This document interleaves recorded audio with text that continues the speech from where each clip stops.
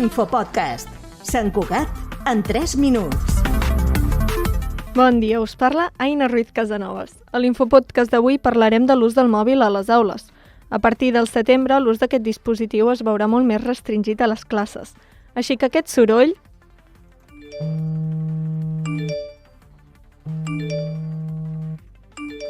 de tecleig, notificacions i vibracions desapareixerà completament dels centres educatius.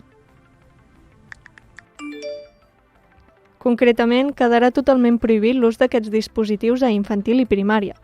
Tot i això, en el cas dels instituts, es podrà continuar utilitzant-lo en casos especials i sempre que tingui una finalitat educativa.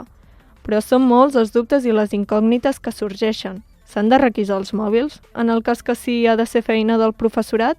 S'ha de permetre l'ús en les hores d'esbarjo? Nosaltres hem volgut fer una anàlisi de quina és la situació actual. Des de Cugat Mèdia hem pogut parlar amb els 19 instituts de Sant Cugat, tant públics, privats com concertats, per saber quina és la seva normativa actual i com aquesta es veurà afectada de cara al setembre. Us podem avançar, però, que la majoria ja apliquen unes pautes restrictives en aquest sentit, així que no hi haurà un canvi transcendental amb la posada en vigor al setembre de la nova regulació.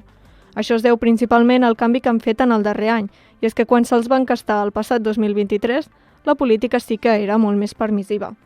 Ara bé, des de l'Arnau Cadell tenen clar que requisar el mòbil no és la solució i opten per prendre nota de qui enxampen utilitzant-lo i li apliquen un càstig.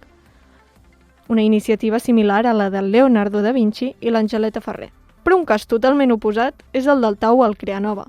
En aquests centres, els mateixos alumnes deixen els mòbils en caixes o armaris a la sala de professors on queden tancats fins que acaben les classes.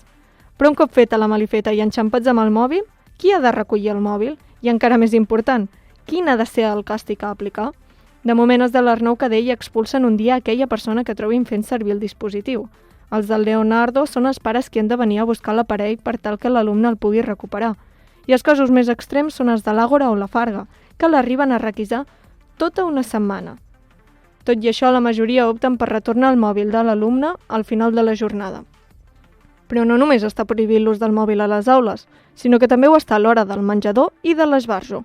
Això ha permès que en molts instituts els joves tornin a jugar als patis. De fet, al Leonardo han pogut crear una lliga de diferents esports.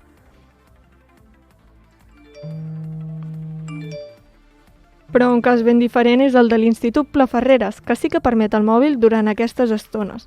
Per ells el canvi sí que serà molt més gran de cara a l'inici del pròxim curs escolar. L'Infopodcast és una coproducció de Ràdio Sant Cugat i La Xarxa.